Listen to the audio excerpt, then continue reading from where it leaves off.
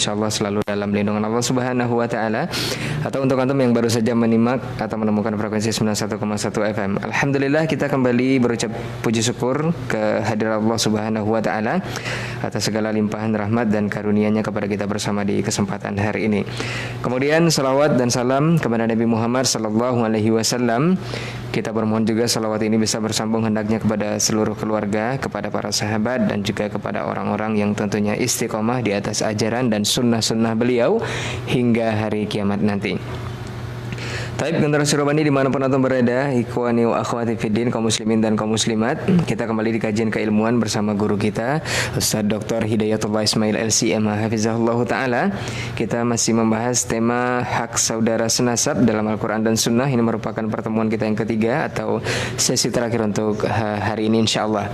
Seperti biasa nanti antum bisa bertanya di 081273335531 melalui materi di sesi terakhir lewat telepon ataupun pesan singkat di WhatsApp. Dan untuk antum yang tidak bisa berkesempatan mendengarkan langsung melalui radio, antum bisa menyimak siaran kita ini live di laman Facebook kita di Radio Robani 91,1 FM, di halaman pribadi Ustadz, plus di akun Kampar Mengaji. Taib generasi Robani dimanapun antum berada, kaum muslimin dan kaum muslimat, ikhwani wa akhwati fiddin. Kita langsung saja kepada lanjutan pembahasan. Kepada Ustadz kita persilakan, fal yatafadhal mashkura. Bismillahirrahmanirrahim. Assalamualaikum warahmatullahi wabarakatuh. Alhamdulillahirabbil alamin.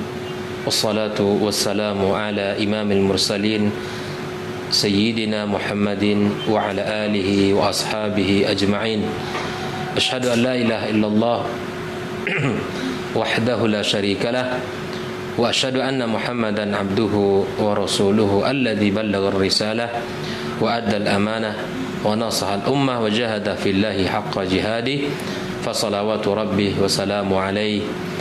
Qala Allah ta'ala fil Qur'anil Karim, a'udzu billahi as-sami'il 'alim minasy syaithanir rajim. Ya ayyuhalladzina amanu ittaqullaha haqqa tuqatih wa la tamutunna illa wa antum muslimun. Ya ayyuhalladzina amanu ittaqullaha wa qulu qawlan sadida yuslih lakum a'malakum wa yaghfir lakum dhunubakum wa man yuti'illaha wa rasulahu faqad faza fawzan 'azima. Amma ba'd, kaum muslimin, kaum muslimat, hadirin hadirat, saudara-saudari dimanapun berada, para pendengar Radio Robani 91,1 FM yang saya cintai karena Allah. Alhamdulillah, kembali kita bersyukur kepada Allah Subhanahu wa taala. Di pagi yang penuh berkah ini kembali kita dipertemukan dalam kajian keislaman kita, kajian rutin kita setiap pagi. Mudah-mudahan kajian ini menjadikan hidup kita semakin dekat dengan Allah dan ilmu yang kita pelajari menjadi cahaya dalam kegelapan kita dan lentera di dalam kesunyian dan kesepian kita, dan dia bisa menjadi penenang bagi kita dalam kegundahan kita. Ikhwani wa akhwati fiddin, kita bersalat kepada Rasulullah sallallahu alaihi wasallam. Allahumma salli wa sallim wa barik ala Muhammad. Mudah-mudahan kita diberikan Allah kemudahan untuk bisa mengikuti sunnahnya dan menghidupkan dalam keseharian kita bersama keluarga kita dan orang-orang yang kita cintai.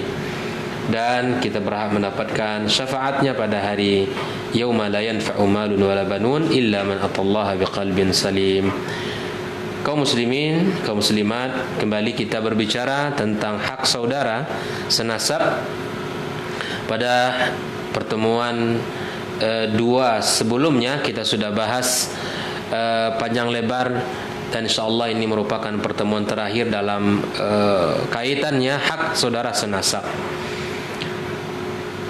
Saya ringkas secara cepat. Yang pertama, al-ihsan wa talatuf ilaihim, kita berbuat baik dan kita berlemah lembut ketika kita berinteraksi dengan saudara senasab kita.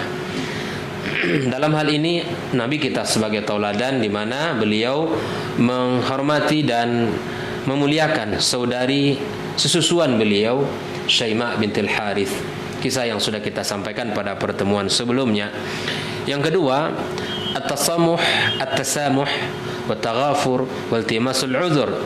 Ya, kita membuka dada dan memberikan maaf, ya, serta memberikan uzur kepada saudara-saudara kita dari kesalahan-kesalahan yang barangkali mereka lakukan kepada kita.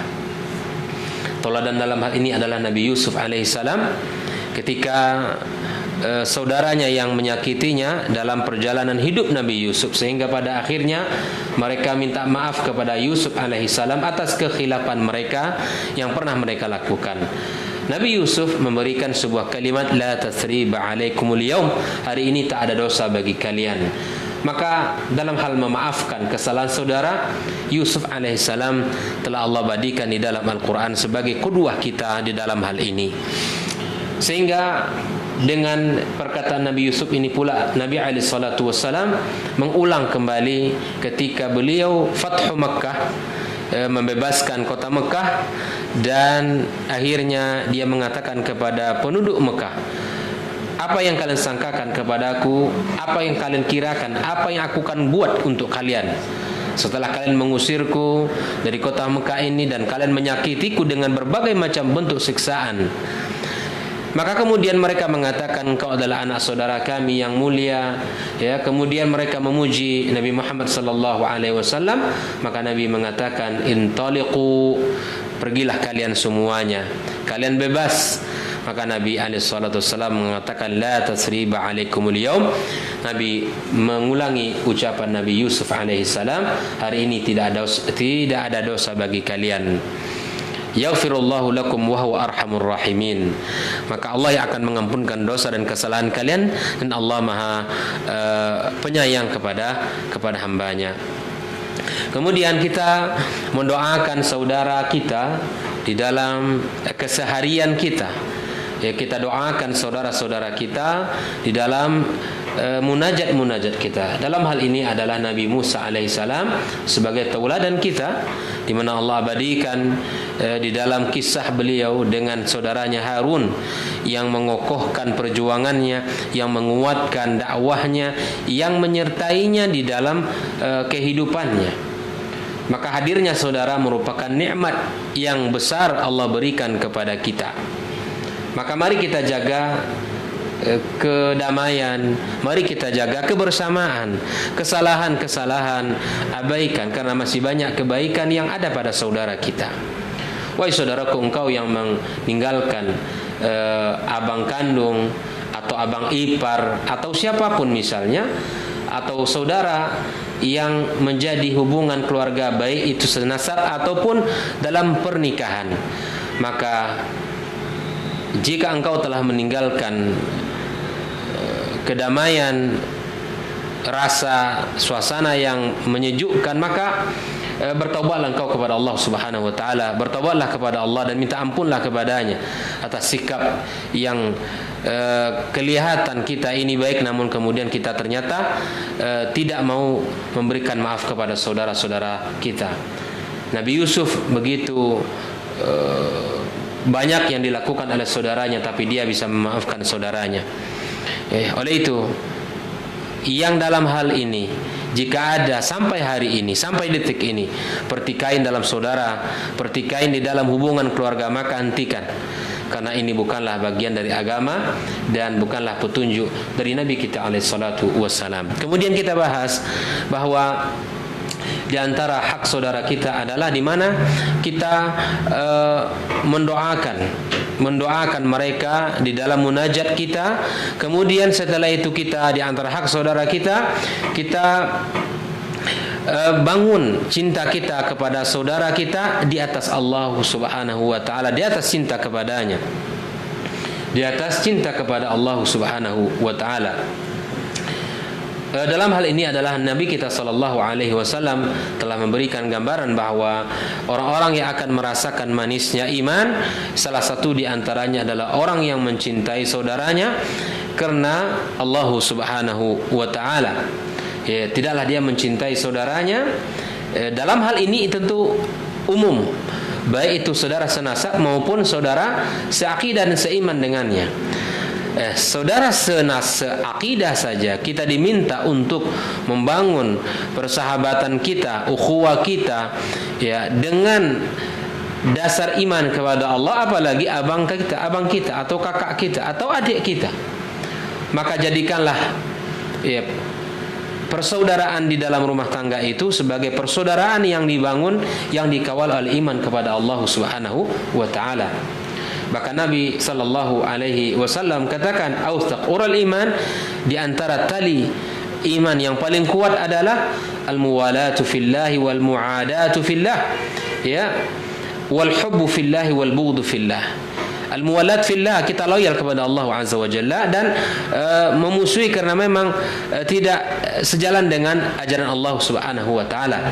Dan kita mencintai karena Allah Subhanahu wa taala dan kita benci karena dia tidak menjalankan syariat Allah Subhanahu wa taala. Ternyata ketika kita mencintai saudara kita karena iman kepada Allah, itu merupakan ikatan iman yang paling kuat. Oleh itu ikhwani wa akhwati fillah hafizakumullah, hindari segala sesuatu yang menjadi hubungan kita ini buruk. Kemarin kita sudah sampaikan, di antara yang membuat hati kita keruh itu adalah harta. Membuat hati kita keruh adalah harta. Harta yang baik saja membuat hati kita rusak, membuat hati kita terganggu, apalagi harta-harta yang syubhat atau harta yang haram. Maka kalau ada pertikaian, kalau ada perselisihan, maka dilihat sumber makanan itu apa. Dilihat yang menjadi penyebab itu apa. Barangkali yang menjadi penyebab permusuhan antara keluarga adalah disebabkan oleh harta. Oleh itu, ikhwani, harta adalah perhiasan dan dia mesti kita jadikan sebagai wasilah untuk mendapatkan kedudukan yang tinggi di sisi Allah Tabaraka wa Ta'ala, bukan menjadi tujuan untuk memiliki semata. Harta, sekali lagi saya katakan, membuat hati kita keruh, membuat hati kita ini tidak tenang, membuat hati kita rusak kepada saudara-saudara kita. Maka kunci dalam hal ini adalah agar tidak terluka hati kita oleh harta yang Allah amanahkan kepada sebagian orang. Maka tundukkan pandangan kita dan syukuri apa yang Allah berikan kepada kita. Usaha mungkin sudah kita lakukan. Ibarat bahasa orang hari ini, keringat sudah kita peras keringat kita, sudah kita banting tulang kita. Namun ketika dunia belum dekat dengan kita, ketahuilah wahai saudaraku, barangkali Allah ingin meringankan hisab kita di hari kiamat kelak. Allah memiliki hikmah yang tidak kita ketahui. Ketika kita sudah berusaha keras dalam bekerja, berusaha, kita kerahkan seluruh tenaga kita, kita lakukan apa yang bisa kita lakukan, namun ternyata dunia belum dekat dengan kita, maka ketahuilah wahai saudaraku, barangkali di situ ada hikmah lain yang Allah inginkan. Barangkali Allah inginkan kita selamat di yaumil hisab. Allah ingin ringankan pertanggungjawaban kita di hari kiamat kelak. Karena orang-orang yang memiliki harta yang banyak itu tentu berat hisapannya, tentu memiliki pertanggungjawaban yang sangat banyak di sisi Allah Subhanahu wa taala. Dan orang-orang yang tidak memiliki banyak harta, maka kemudian dia akan lebih dulu masuk ke surga Allah 500 tahun jika dibandingkan dengan orang-orang kaya dari kaum muslimin.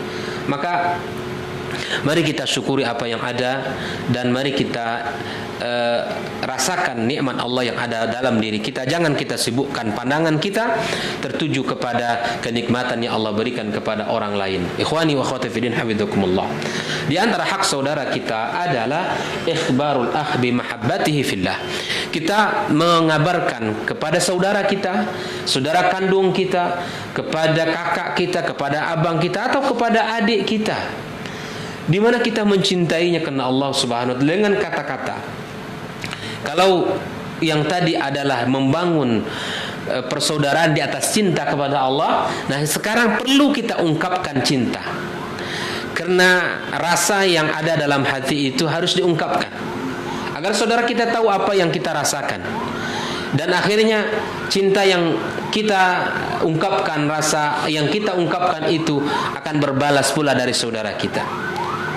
Maka cinta ini akan memberikan warna dalam hidup. Oleh itu perlu pengungkapan, perlu kata-kata sehingga ini menjadi bagian yang hadir dari di tengah kehidupan kita. Bahkan Nabi SAW katakan, "Idza ahabba ahadukum akhahu fal yukhbirhu annahu yuhibbuh." Kata Rasulullah SAW, jika seseorang mencintai saudaranya, maka kabari dia, beritahu dia bahwa sesungguhnya dia mencintai saudaranya. Ini adalah dalam hal sepersaudaraan secara umum.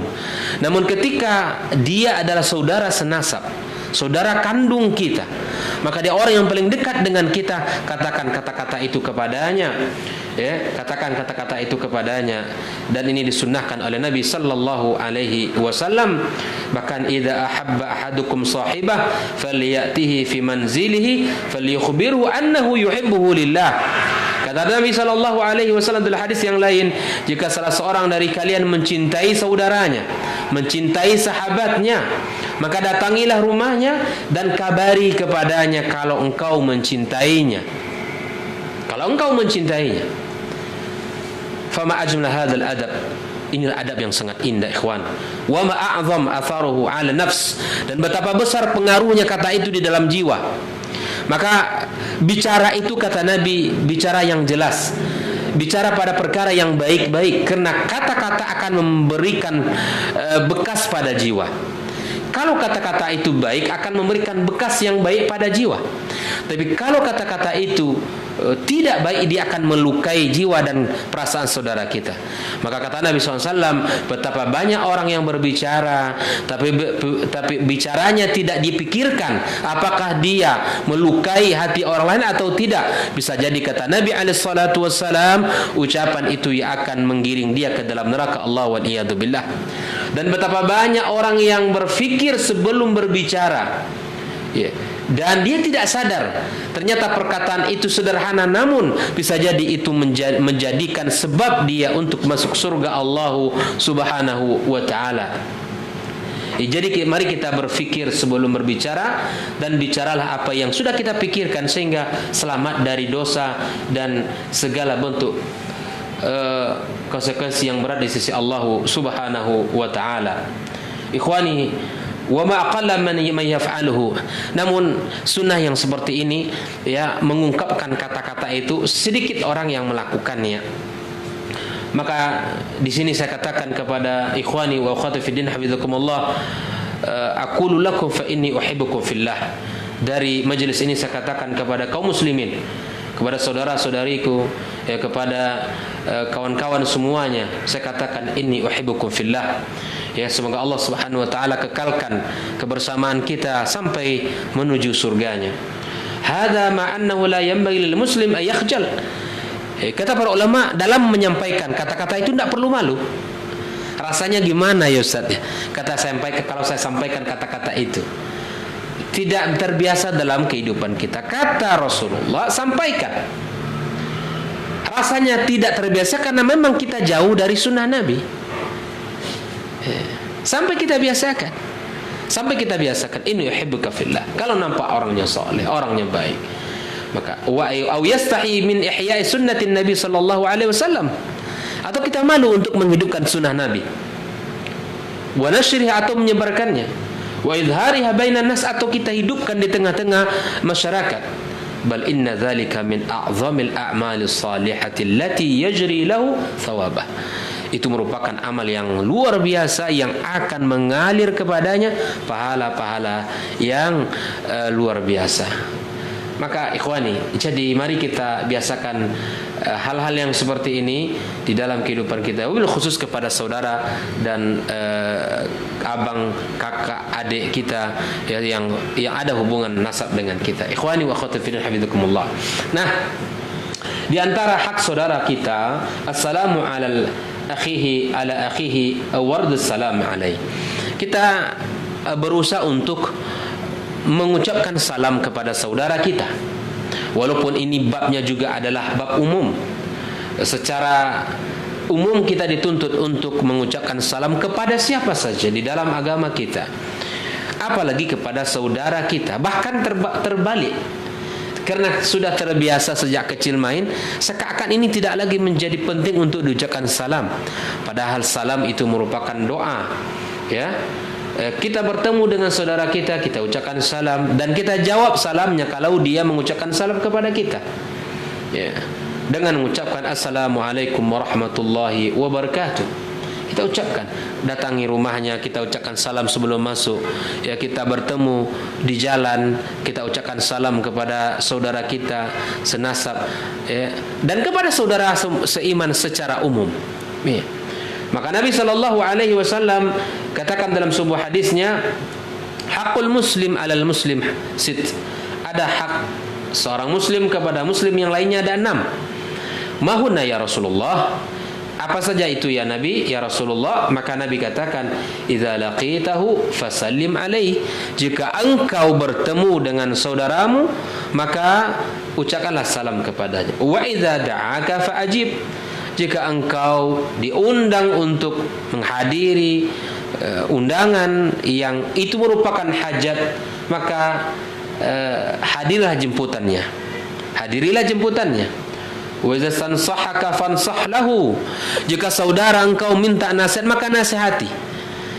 Jangan kita malas untuk menasihati, karena hak saudara ternyata. Ketika ada ikhwah kita, akhi, tolong nasihati anak-anak dalam kondisi futur. Akhi, nasihati anak karena dalam kondisi tidak stabil jiwa ini. Maka ketika kita diminta untuk menasihati, maka nasihatilah dia. Walaupun mungkin dia adalah orang yang lebih tua dari kita, atau mungkin orang alim, lebih alim dari kita, bisa jadi. Namun ketika kita diminta, maka berikanlah nasihat tersebut. Wa idza atisa fahamidallah fashamit. Jika dia berbersin kemudian mengucapkan alhamdulillah, maka kemudian doakanlah dia. Ya. Ketika seorang bersin kemudian mengucapkan alhamdulillah, maka doakanlah laki-laki tersebut, yarhamkallah, doakan kepadanya semoga Allah merahmati. Wa idza marida fa'udhu. Jika dia sakit, maka kunjungilah dia. Wa idza mata fatbi'hu. Jika meninggal dunia, maka antarkanlah ke kuburannya. Dan ini hak saudara kita seiman dan seaqidah. Oleh itu ikhwani wa akhwati fillah habibakumullah, mari kita perhatikan adab-adab di dalam kehidupan keseharian kita, di antaranya salam, dan berikanlah hak saudara kita di dalam memberikan hak salam kepadanya. Kemudian di antara hak saudara kita dalam hadis yang kita bacakan tadi, kalau berjumpa ucapkan salam. Kalau kita diundang, ini jangan sampai undangan abang kita tidak mau datang, atau undangan adik kita tidak mau datang, mungkin karena ada sesuatu yang membuat hati kita tidak tenang. Jangan, buanglah itu sejauh-jauhnya. Campakkanlah segala kedengkian, hasad yang ada di hati itu, yang tumbuh di hati itu, dan datangilah undangannya, penuhilah undangannya, karena itu akan menjadikan hubungan kita semakin kuat. Ya, kalau dia sakit, ini juga merupakan hak saudara kita. Kalau dia sakit, kita kunjungi. Jangan sampai ada saudara yang sakit, sekian lama sakit, tapi tidak pernah didatangi, tidak pernah dikunjungi. Jangan. Ini bukanlah bagian daripada adab yang ada dalam agama kita. Tapi bersungguh-sungguhlah kita di dalam, ketika kita dengar dia sakit, kita kunjungi. Kita dengar dia dalam kondisi kurang sehat, maka kita berusaha untuk mengunjungi. Kemudian kita berusaha untuk memenuhi undangan. Ini sudah kita bahas pada pertemuan sebelumnya.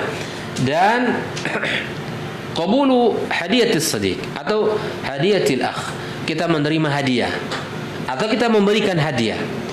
Bahkan Nabi SAW katakan di dalam sebuah hadisnya bahwa hadiah itu akan mendatangkan rasa cinta. Antara adik dengan abang, abang dengan adik perlu saling memberikan hadiah.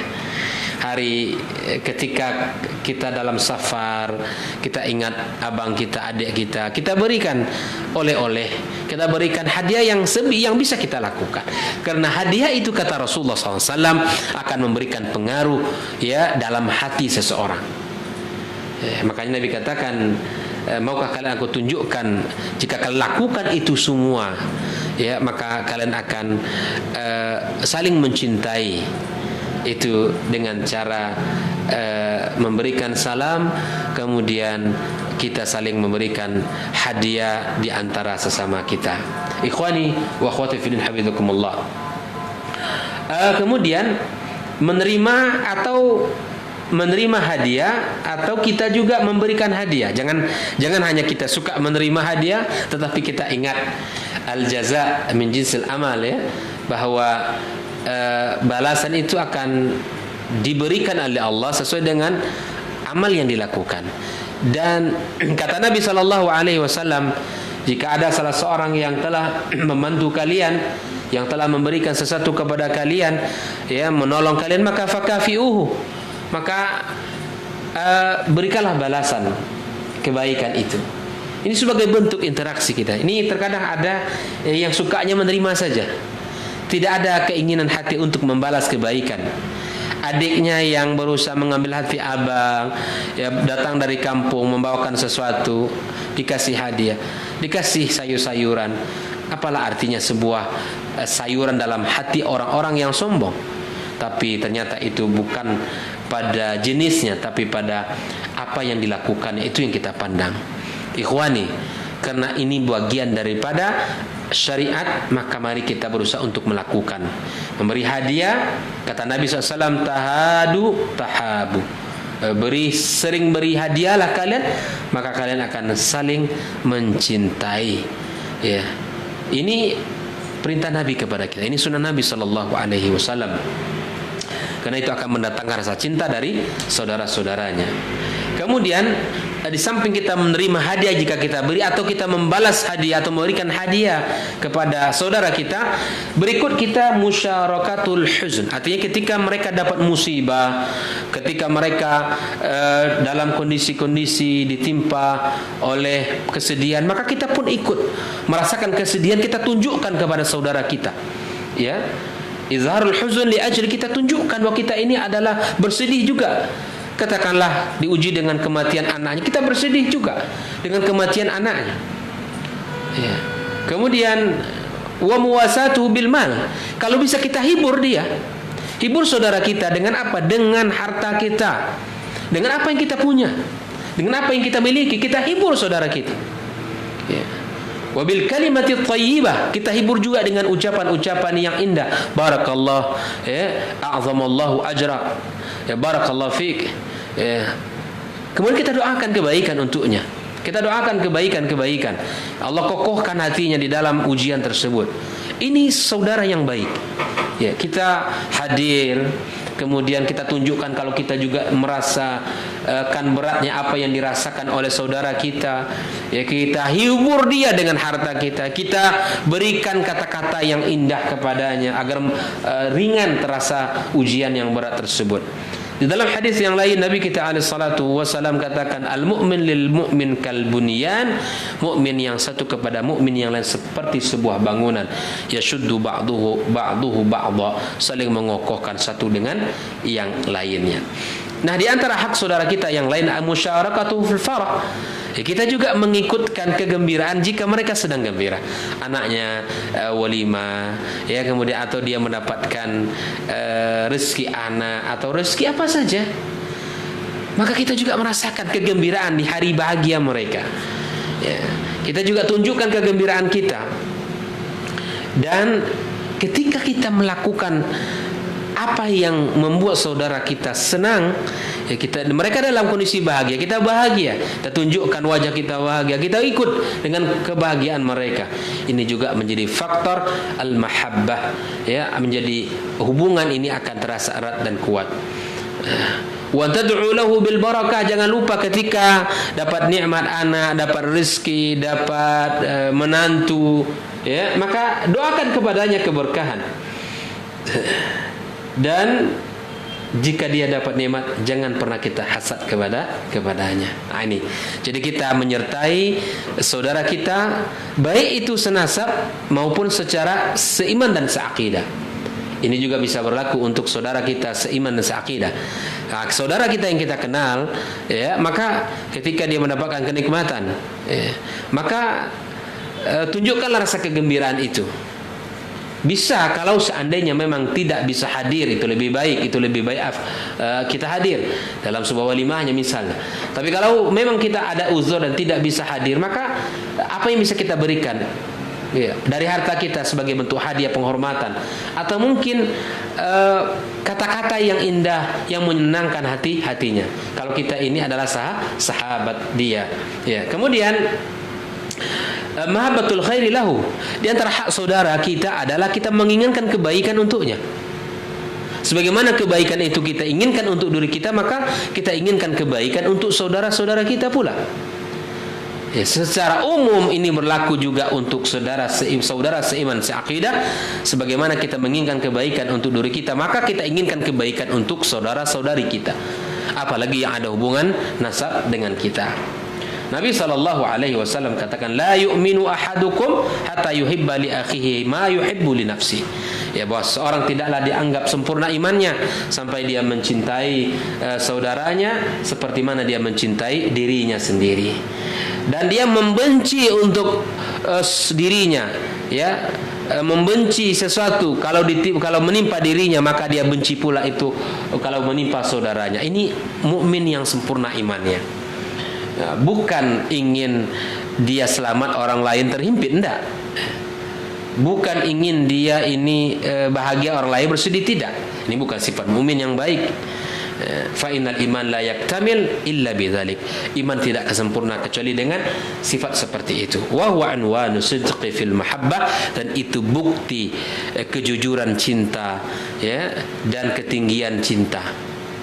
Kejujuran cinta dan ketinggian cinta, di mana kita akan melakukan sesuatu yang diinginkan oleh saudara kita sebagaimana kita menginginkan kebaikan itu untuk diri kita. Kemudian daf'ul ghaibati an, kita tidak menghibah saudara kita. Ini sama pada bab kemarin juga kita bahas adalah as-sitru alaih. Kita juga menutup aib saudara-saudara kita.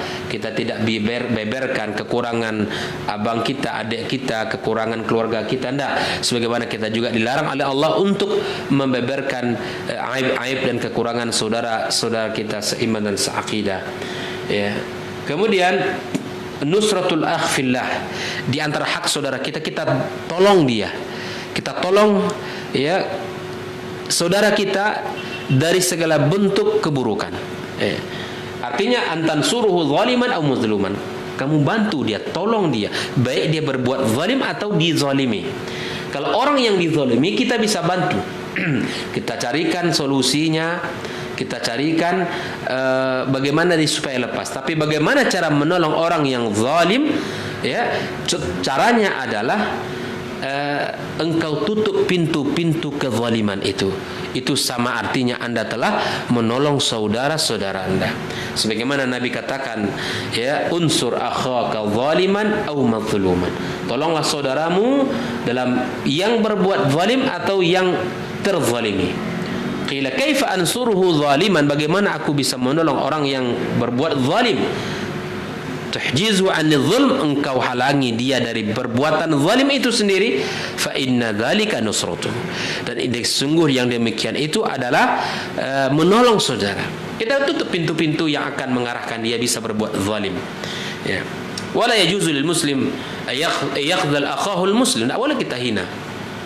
Idza ihtaja li nusratihi wal wuquf ma'ahu, kita bantu dia, ya, bal yajibu alaihi ay yahiba sari'an lil wuqufi ma'ahu, betul-betul dia berdiri segera dan membantunya, meringankan, wa dafa'anhu, dan kita bela dia, saudara-saudara kita. Dan di antara hak saudara kita adalah adamul khitbati ala khitbati akhihi atau adamul bai' ala bai'i akhihi. Ini sebuah bab dalam adab dalam muamalah kita, di mana kita tidak boleh melamar seseorang yang sedang dilamar oleh saudara kita. Ini bab kaidah secara umum. Tentu ini juga berlaku dalam hubungan keluarga kita. Ya, bisa jadi itu terjadi. Ya, ini akhwat itu ternyata ada minat juga di hati abang kita, gitu kan? Ternyata hati kita sama dengan hati abang kita, menuju kepada akhwat yang sama misalnya. Maka kalau kita sudah mengetahui itu, ya sudah, tutup bab itu, dan tidak boleh kalau memang sudah ada proses, gitu ya. Tapi kalau belum ada proses, ya bisa bersainglah dalam hal itu. Dan kita tidak boleh juga menjual sesuatu yang telah diakad dan disepakati oleh saudara kita yang lain. Ini dilarang dalam agama kita. Jadi juga hal-hal yang penting yang harus kita lakukan. Barangkali abang kita, saudara kita, adik kita ingin membeli sesuatu, ya, bisa jadi rumah, bisa jadi ruko, bisa di sepeda dan sebagainya, mobil, dan kita juga ingin ternyata abang kita sudah melakukan proses untuk pembelian, lalu kita tikung. Ini tidak dibenarkan dalam agama kita. Ini adalah perkara yang dilarang. Ini tidak dibenarkan. Ya, ini akan memberikan rasa yang tidak baik di hati saudara dan abang kita. Nah, kaum muslimin, kaum muslimat, para pemirsa Radio Robani yang saya cintai, kemudian azidkum al-akh wa adam al-kadhib alaih. Kita tidak boleh berdusta dan kita tidak boleh berbohong. Kita mesti jujur kepada saudara-saudara kita. Sebagaimana Nabi katakan kepada saudara secara umum, al-muslim akhul muslim la yakhunuhu wa la yakdhibuhu wa la yakhzuluhu. Mukmin itu saudara mukmin, jadi tidak mengkhianatinya, tidak mendustainya dan tidak menghinakannya. Kullul muslim alal muslim haram. Setiap muslim kepada muslim lain adalah haram. Apanya yang haram? Arduhu wa maluhu wa damuh, ya, kehormatannya, hartanya dan darahnya. At-taqwa huna, kata Rasulullah, takwa itu di sini, wa asyara ila qalbi bihasbi imri'in minasyarr ayahqira akhul muslim. Jadi sebesar apa dosa keburukan seorang, ya, sesuai dengan apa yang dilakukan, hina yang dihinakan kepada saudaranya. Maka janganlah melakukan hal yang seperti ini. Dan berikutnya, tidak boleh kita khianat, tidak boleh kita mendustai, tidak boleh kita melukainya. Khianat adalah perkara yang buruk di dalam agama kita. Kita tidak boleh berkhianat kepada saudara-saudara kita. Kaum muslimin, kaum muslimat rahimakumullah. Dan adam hijranil akhi as-sidq. Kita tidak boleh menghijir, meninggalkan lebih daripada 3 hari. Andai hati kita luka, andai kita tersakiti oleh perkataan atau perbuatan saudara kita secara umum, baik secara nasab, maka kita tidak boleh mendiamkan lebih daripada 3 hari. Sebagaimana Nabi katakan, la yahillu li muslim ayahjuru akhahu fawqa 3 layal. Tidak boleh seorang muslim menghijir saudaranya lebih daripada 3 malam. Yaltaqiyani, ya, kemudian mereka saling berjumpa lagi, fayasuddu hadza wa yasuddu hadza wa khairuhum alladhi yabda'u bis salam. Ya, yang baik di antara mereka adalah yang memulai mengucapkan salam. Kalau kita ingin terbaik, kalau terjadi sesuatu dengan kita, maka kita yang mulai untuk memberikan kebaikan dengan cara mengucapkan salam, ya. Kemudian di antara hak saudara kita secara umum at-ta'awun ma'ahum, ya, kita saling tolong menolong sebagaimana pesan Nabi, wa ta'awun al-birri wa taqwa, ya, kita saling tolong menolong dalam kebaikan dan ketakwaan kepada Allah Subhanahu wa taala. Ya, kemudian mura'atul masyair, ini juga merupakan menjaga perasaan-perasaan. Ini juga hal yang penting, ya. Kemudian itharuhum, mendahulukan mereka di dalam kebaikan, mendahulukan mereka di dalam apa yang mereka inginkan, mendahulukan saudara, itu bagian daripada hak saudaranya. Kemudian adam at-taqsir fi ada'i huquq, kita tidak boleh lalai dan kita tidak boleh kurang di dalam menunaikan hak saudara-saudara kita. Imam Syafi'i berkata, la taqsir fi haqqi akhika i'timadan ala mawaddatihi. Ya, kita tidak boleh, ya, untuk lalai, dan kita tidak boleh menjadi orang yang tidak peduli terhadap hak-hak saudara kita. Kemudian di antara yang juga menjadi hak bagi dari saudara senasab kita adalah istighfaru lahu, ya, selain doa yang kita panjatkan kepada Allah, kita juga beristighfar kepada Allah, minta ampun kepada Allah Subhanahu wa taala, ya, kita minta ampun atas segala khilaf dan salah yang dilakukan oleh saudara kita kepada kita. Istighfar fi hali hayati atau ba'da mauti. Istighfar itu bisa kita lakukan ketika dia masih hidup atau ketika setelah meninggal dunia. karena ini merupakan tanda daripada cinta kita kepada saudara kita. Kemudian Nabi katakan di dalam sebuah sabdanya, istaghfiru li akhikum wasalu lahu tatsbita fa innahu al-ana yus'al. Apalagi ketika jenazah baru dimasukkan ke dalam liang lahat dan Nabi memberikan sebuah perintah kepada kita, istighfarlah kepada Allah atas dosa saudara-saudara kalian dan mintalah kepada Allah agar Allah kuatkan dia di dalam pertanyaan-pertanyaan tersebut, karena sesungguhnya dia sekarang dalam kondisi ditanya Allah Subhanahu wa taala. Kemudian zikruhu bi khair, kita juga menjaga lisan ini agar selalu menyebut-nyebut kebaikan, mengingat kebaikan-kebaikan. Dia orang kalau diingat sebut kebaikannya, itu orang senang dengan kita. Apalagi abang kita. Abang ni memang banyak jasanya kepada saya. Ketika saya dalam kondisi kuliah, dia yang membiayai saya. Abang ini memang banyak kebaikannya kepada saya. Saya tidak mampu membalas kecuali Allah yang akan membalas. Dan seterusnya. Ini penting kaum muslimin. Ketika dalam kehidupan sebuah rumah tangga, abang, adik, kakak, beradik itu masing-masing seakan hidup dia hanya di masa kecil saja bersama. Sepatutnya kebersamaan di usia kecil harus diteruskan. Ketika kita dewasa sudah menikah, sebutkan kebaikan abang, masya Allah. Ingat nggak ketika kita pergi ke sana sama-sama, saya jatuh abang bantu saya, abang gendong saya, seterusnya kita sebutkan kebaikannya. Dan apalagi sudah menikah hari ini, sudah punya anak masing-masing. Apalagi kebetulan abang saya ini adalah orang yang mampu dari sisi ekonomi dan saya mungkin tidak seperti dia, dan kita diberikan bantuan oleh beliau, maka kita sebutlah kebaikan dia tersebut. Walaupun dia tidak meminta, tapi seorang mukmin harus pandai bersyukur kepada seseorang. Kata Nabi SAW, la yashkurillaha man la yashkurin nas. Dia tidak akan pandai bersyukur kepada Allah manakala dia tidak mampu bersyukur kepada sesama manusia. Kepada manusia saja yang nampak kebaikan oleh dia yang dirasakan, ya, maka dia tidak bisa bersyukur, apalagi kepada Allah yang tidak nampak. Walaupun dia rasakan kebaikan Allah Azza wa Jalla, manfaatnya banyak sekali, pertolongan Allah sangat luar biasa. Tapi ketika kita tidak belajar bersyukur kepada manusia atas kebaikan mereka, maka efeknya kita tidak akan pandai bersyukur kepada Allah Azza wa Jalla ketika kepada Allah Subhanahu wa taala. Di antara hak saudara kita, ikhwani, silatu ahlihi ba'da mautiha. Kita menyambung hubungan dengan keluarganya setelah dia meninggal dunia. Ketika kita hidup di sesama hidup di dunia ini, maka kita sambung, kita jenguk, kita datangi rumah saudara-saudara kita. Tapi ingat, tidak hanya ini berlaku ketika mereka hidup sama kita. Ketika mereka sudah meninggal dunia, kita pun harus menjenguk saudara kita, keluarga saudara kita, jenguk anak-anaknya, jenguk keluarganya. Ini sebagai bentuk bukti cinta kita kepada saudara-saudara kita. Ya, antasilla ahla mawaddatihi ba'da mautih, engkau sambung keluarga yang dicintainya setelah dia meninggal. Wa dzalika min baqa'il ahd wa min kamalil wafa. Dan itu merupakan bentuk pembuktian cinta yang sejati. Walaqad kana Nabi sallallahu alaihi wasallam yasilu ala wuddi Khadijah radhiyallahu ta'ala ba'da mautiha.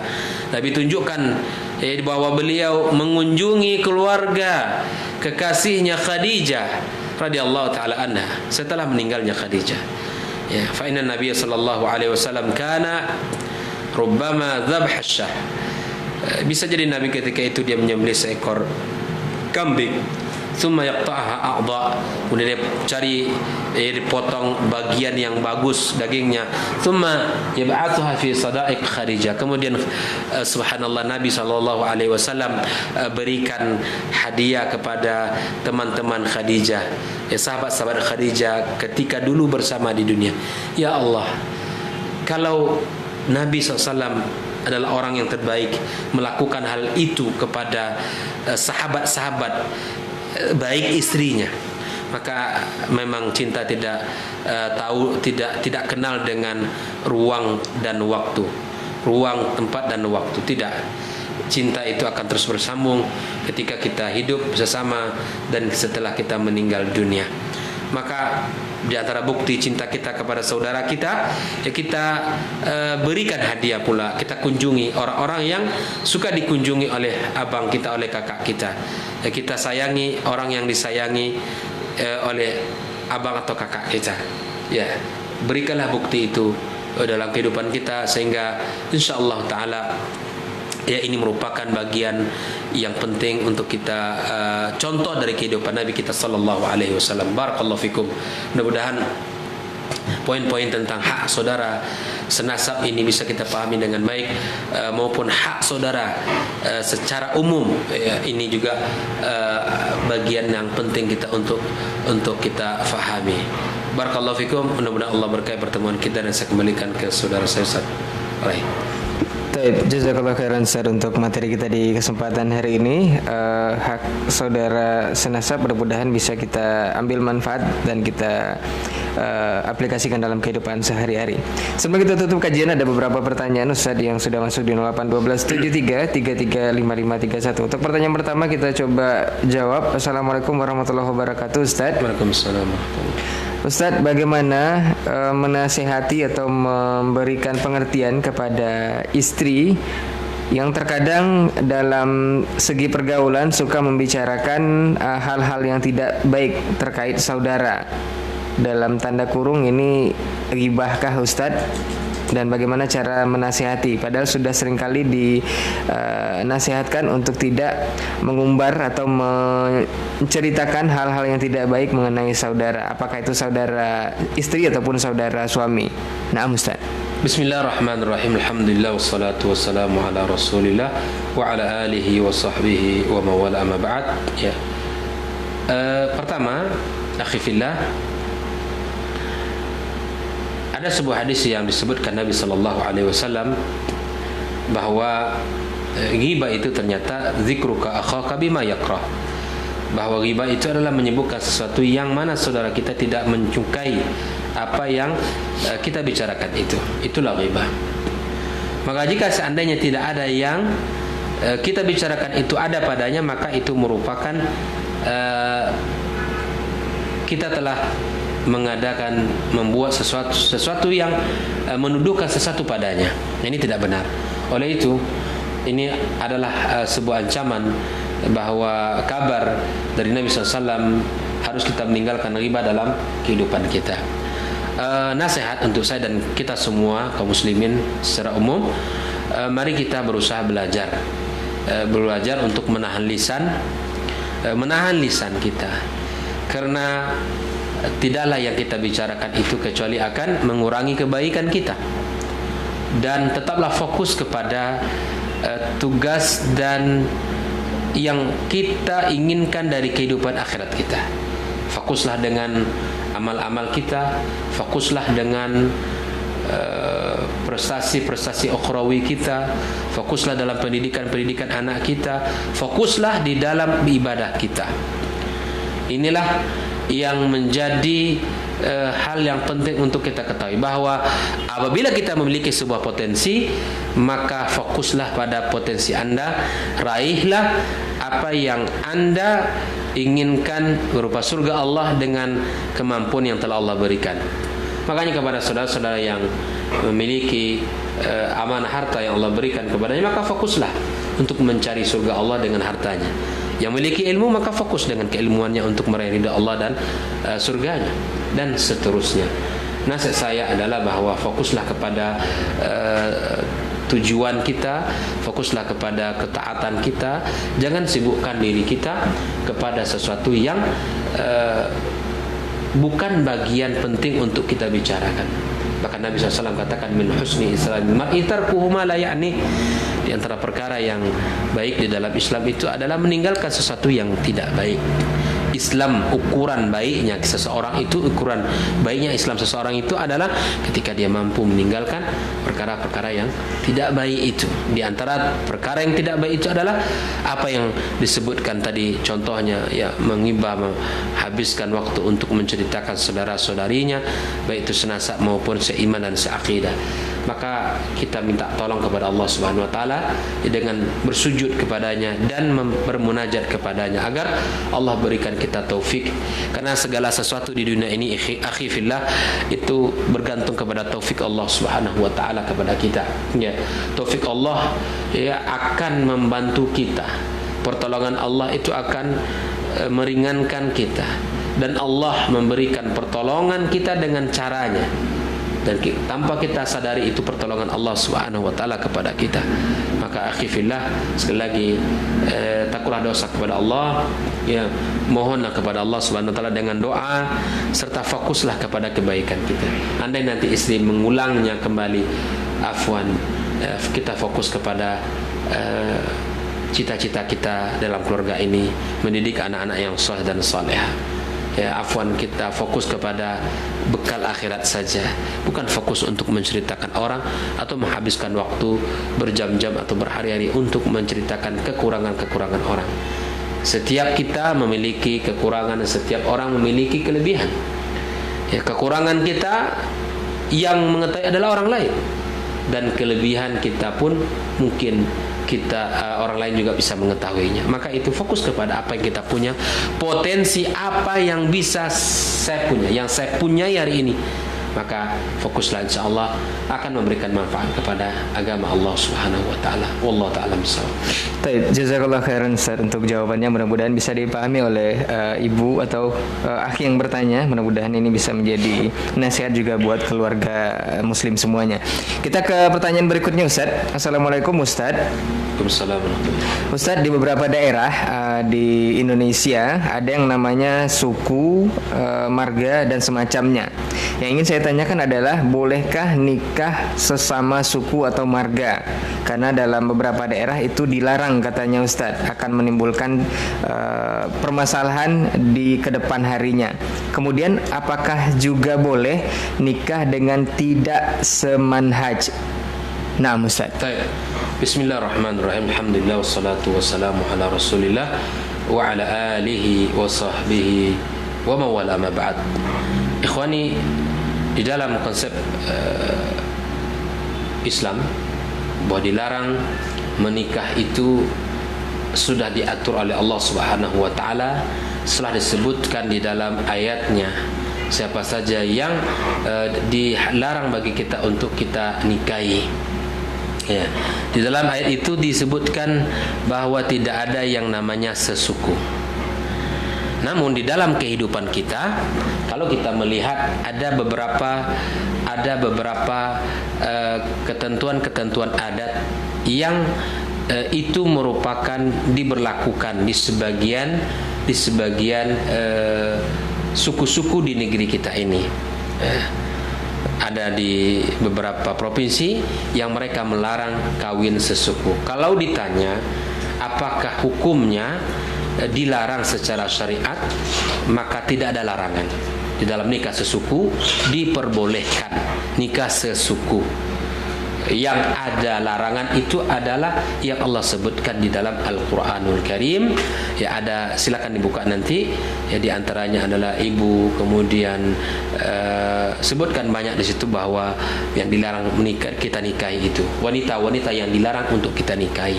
Adapun di dalam hukum adat istiadat atau dalam kompilasi hukum kita di Indonesia ini, maka ada permasalahan-permasalahan secara suku, secara adat. Maka dikembalikan kepada adatnya, dikembalikan kepada kondisi daerah masing-masing. Kalau memang itu menjadikan sesuatu yang tidak pantas untuk dilakukan berdasarkan kajian-kajian adat, maka ikuti adat setempat. Namun secara prinsip bahwa Islam tidak melarang untuk kawin sesuku itu. Ya. Kemudian apakah dilarang nikah yang tidak semanhaj? Begini, saya ingin sampaikan bahwa kalau seseorang di dalam menikah itu tentu sebagaimana yang Allah inginkan di dalam sebuah ayat Al-Quranul Karim, ya, wa ja'ala lakum wa min ayati an khalaqa lakum min anfusikum azwajan litaskunu ilaiha. Pernikahan itu sesungguhnya ingin kita mendapatkan ketenangan pada wanita, dan sarananya adalah mawaddah warahmah dan sakinah. Mawaddah warahmah itu sarananya untuk kita tenang, itu ada cinta, ada kasih, itu adalah sarana membuat kita tenang. Nah, dan jika posisinya adalah seorang akhwat, ya, menikah kepada orang yang tidak memiliki pemahaman agama dengan baik, artinya bahwa ketika dia menikah dengan kita, laki-laki ini adalah sebagai pemimpin nanti di rumah tangga yang akan menjadi sebuah barometer. Dia akan menjadi penyelamat kita di dunia dan di akhirat kelak. Apalagi di akhirat. Bahkan Nabi mengatakan wa jannatuki wa naruki, suamimu itu adalah surgamu atau nerakamu.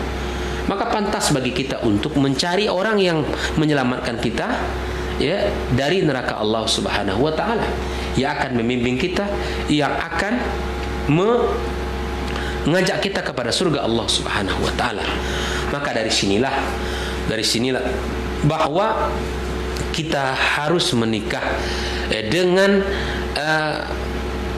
ketentuan agama yang telah digoreskan oleh Al-Quran dan Sunnah Nabi Sallallahu Alaihi Wasallam. Kalau dia nanti pemimpin kita dalam kehidupan rumah tangga yang akan mengajak kita ke surga, maka tentu mesti kita mencari pemimpin yang semanhaj, mencari pemimpin yang akidahnya benar, yang memiliki pemahaman yang benar dari sisi agama. Karena dia akan menjadi pemimpin dalam rumah tangga kita, yang akan menyelamatkan diri dan keluarganya dari neraka Allah.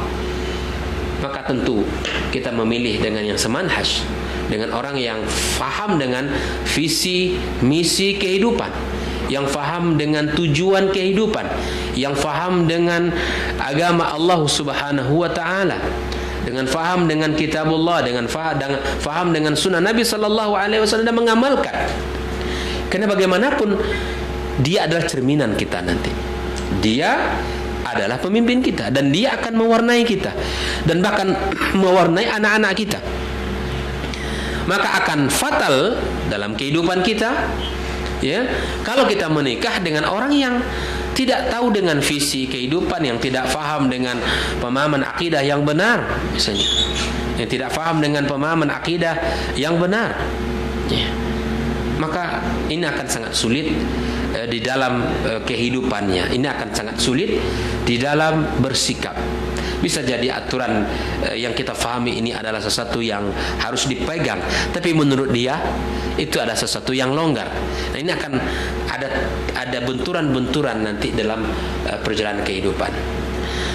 Jangankan pernikahan ya, sesama kita bersahabat di dunia ini saja, di bangku kuliah saja misalnya, saya tidak bawakan, saya analogikan ketika seseorang bersahabat bertemu dengan orang satu angkatan masuk kuliah, maka tentu dia akan mencari orang-orang yang sama semangat dengan dia, yang sama tujuannya, yang sama visinya, yang sama ya ingin menjadi orang yang berilmu.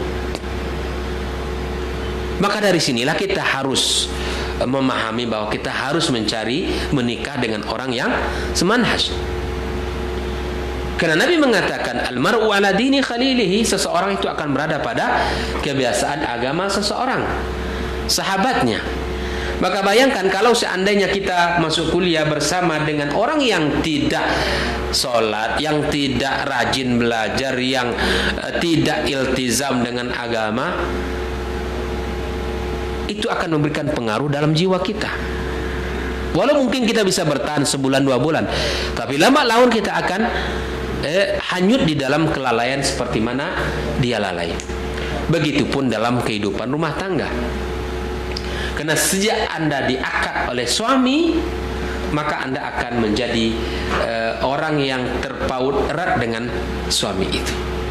Berpindah bakti Anda dari bapak kepada sang suami, dan suami menjadi jembatan untuk menuju surga atau menuju neraka Allah Subhanahu wa taala.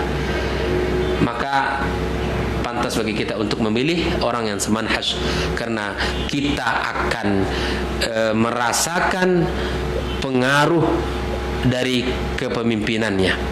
Kita akan merasakan keberadaan dari wujud suami kita, dari fungsi suami kita. Ya, Nabi telah mengingatkan dalam bab persahabatan secara umum, apalagi dalam bab pernikahan.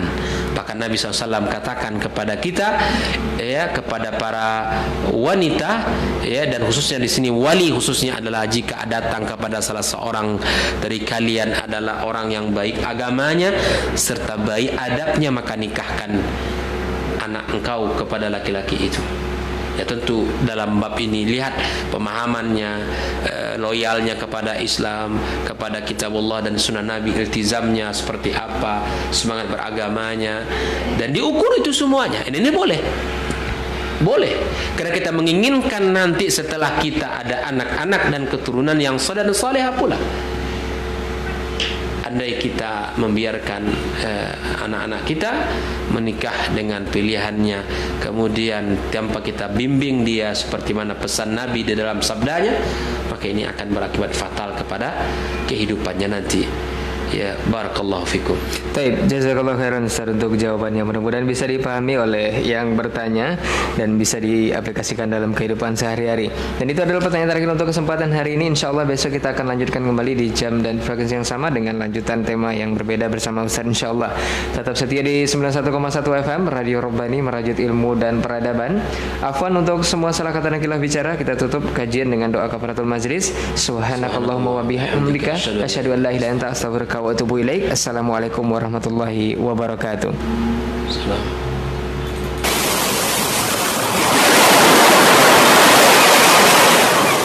91,1